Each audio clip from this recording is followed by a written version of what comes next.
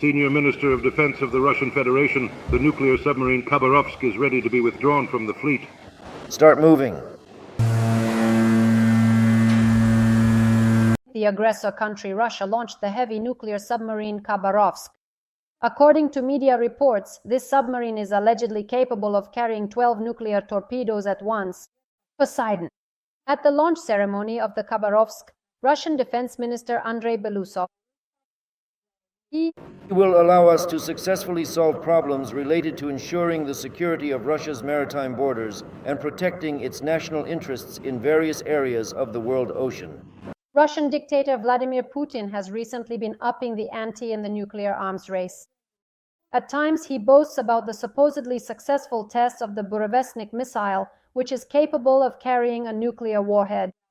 Other times, he talks about tests of the Poseidon underwater vehicle, whose power allegedly far exceeds that of the Russian intercontinental missile Sarmat. We've heard that too. Surely, just recently, a new state-of-the-art missile was tested with unlimited range and a nuclear propulsion system. It has undeniable advantages. The Kremlin ruler is trying harder and harder to draw the world's attention to his nuclear weapons, and he's succeeding. However, Putin won't get away with nuclear intimidation just like that. And US President Donald Trump made that very clear. We have more nuclear weapons than anyone else. We don't conduct tests. We stopped them many years ago. But if others are conducting them, I think it would be appropriate for us to start testing as well.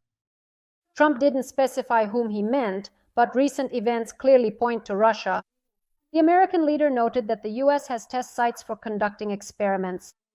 Where and when they will be held will become known soon. As Pentagon Chief Pete Hegseth stated, the resumption of tests by the United States is the surest way to avoid nuclear conflict. According to him, the military will work in coordination with the Department of Energy. Trump also reminded Putin that the US has nuclear submarines stationed near Russia, and he emphasized that he is not playing games with Russia. They know that we have a nuclear submarine, the largest in the world, right off their shores. After Trump's statements, the Kremlin backtracked. The press secretary of the Russian dictator, Dmitry Peskov, tried to justify himself. According to him, the tests of the Burevestnik and Poseidon were not nuclear. As CNN reports, Trump is well aware that Moscow views nuclear saber-rattling not so much as a direct military threat, but rather as a diplomatic tool. In this way, Putin is trying to force the US and its allies to make concessions on the issue of Ukraine. However, he did not take into account that the United States also has ways to respond. Analysts from the publication conclude that if Putin was hoping to intimidate Washington by showcasing his weaponry, he has clearly miscalculated.